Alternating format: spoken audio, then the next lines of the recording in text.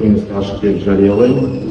Полиция органдарының 2025 жылғы 1-тоқсандағы жедел қызмет жұмыстық қорытындысы және жеке құрам арасындағы тәртіп пен заңдылықтың жай-күйі туралы.